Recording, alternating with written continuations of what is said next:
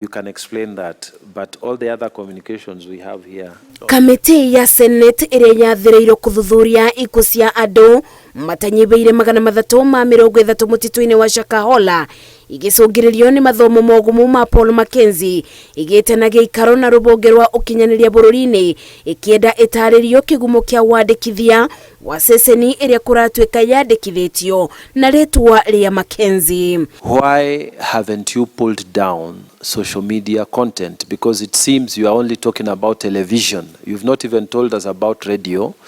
I imagine that it would be similar to what your television is saying. But what about the digital content? What about the things that were being moved around? Doesn't it mean that there could be somebody else somewhere in the world who still believes this man is a man of God and so on and so on? Rũhonge rwa ũkinyanĩria rũtarĩirie atĩ ceceni ya Mackenzie yandĩkithirio mwaka wa 2015 ta ceceni ya mũhunjia na kĩbeo marũa, na mwaka-inĩ wa 2020 ceceni ĩyo ĩkĩandĩkithio na rĩtwa rĩa Ezekiel Odero. Rũhonge rũrũ rũkĩenda rũthathaũre kũrĩa mogarũrũku macio mokĩire na kana ibinda-inĩ rĩu ceceni ĩyo nĩ yathũrimagwo. In between 2015 and 2020, were you not able to monitor what was being aired by this called Times TV?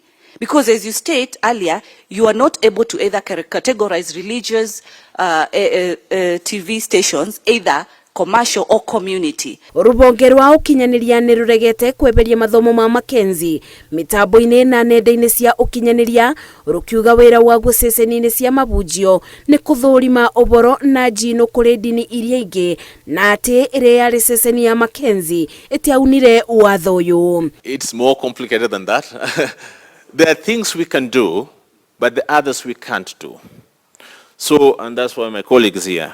He'll tell us the mechanism of how we end up pulling down content. And we've supported a lot of even individual members of parliament in terms of that intervention. But it's not done directly by us. We actually have to go back, for example, to identify who is the host of that particular platform. And you will find that a lot of these things that happen in this country are not even hosted here. They're outside our jurisdiction. Bende ya uthũrimi ũyũ rũhonge rwa ũkinyanĩria bũrũri-inĩ rũtitarĩirie ũrĩa mbeca iria ciingĩraga akaunti-inĩ ya bengi ya Mackenzie ciabũthĩkaga ũtiga kũgweta atĩ mbeca ici ciumaga kũrĩ arũmĩrĩri ake. So I wanted to know in your report with the mobile operators, did you ask the lines or the SIM cards that Mackenzie is holder of, and also any other that he holds in proxy? And so far, mobile numbers registered under ID number 146239994 are 4 of them. 4 lines.